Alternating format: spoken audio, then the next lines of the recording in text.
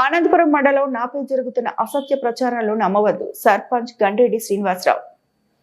గడ్డెగుంట గ్రామ సర్పంచ్ మరియు వైఎస్ఆర్సీపీ నాయకులు గండ్రెడ్డి శ్రీనివాసరావుపై గత కొన్ని రోజులుగా కొన్ని పత్రికలు మరియు సోషల్ మీడియాలో వస్తున్న భూ ఆక్రమణ ఆరోపణలను ఆయన తీవ్రంగా ఖండించారు. ముఖ్యంగా ఈరోజు మిమ్మల్ని అందరినీ ఎందుకు మేము ప్రెస్ మీట్ పెట్టామంటే, గత వారం రోజులు పెట్టి కొన్ని ఛానల్స్, అదే యూట్యూబ్ ఛానల్ అవ్వచ్చు, లేదంటే చిన్న పేపర్లు అవ్వచ్చు, ఒక తప్పుడు ప్రచారాన్ని చేస్తున్నారు. గండిగుండం సర్పంచ్ గారు ల్యాండ్ కబ్జా చేశారని, ఎవరితో అన్యాయంగా భూములు ఆక్కున్నారని దీంట్లో వేయడం చూశాను. ఏదో వేరే గ్రూపుల్లో అక్కడ ఫార్వర్డ్ చేయడం నేను చూశాను. దాంట్లో బాగానే క్లారిటీ ఇవ్వాలని మిమ్మల్ని రిక్వెస్ట్ చేసి పిలవడం జరిగింది. నేను 2024లో తిరుమలరాజు వెంకటనారాయణ రాజు గారిని ఈయన దగ్గర నుంచి రిజిస్టర్ మూలకంగా 17 సెంట్లు రిజిస్టర్ డాక్యుమెంట్ 238/1లో నేను రిజిస్ట్రేషన్ చేసుకొని ఆ పైన ఆన్లైన్ కూడా అయింది.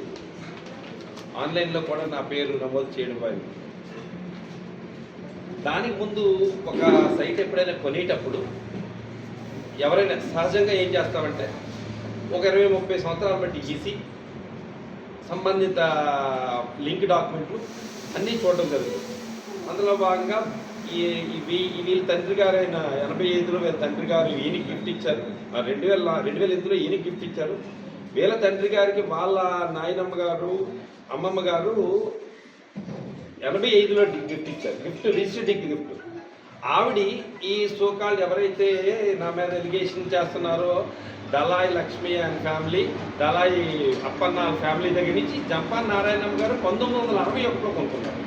అప్పటి నుంచి వాళ్ళ శిస్తులు, లేదంటే వాళ్ళ ఆన్లైన్లు, ఎవ్రీథింగ్ చెక్ చేసిన పెద్దపై నేను 2024లో ఈయన దగ్గర నుంచి 17 సెంట్లు మాత్రం, అది కూడా లక్షల డబ్బులు పెడితే అఫీషియల్గా మేము రిజిస్ట్రేషన్ చేసుకోవడం జరిగింది. అయితే ఎవరో కొందరు కెట్టిన వాళ్ళు ఒక ప్రత్యేకంగా నా మీద బురద జల్లాలనే ఉద్దేశంతో కబ్జా చేశారని, ఏదో కులాల మధ్య చిచ్చు పెడుతున్నారని, ఇలాంటి తప్పుడు మాటలు, తప్పుడు ప్రచారాలు చేయడం చూసి దానికి గాను పత్రికాముఖంగా ప్రజలందరికీ తెలియాలి కాబట్టి ఈ విషయం తెలియజేయడానికి మీ ముందుకు వచ్చి మేమంతా జెన్యున్గా భూమి కొనుక్కున్నాం.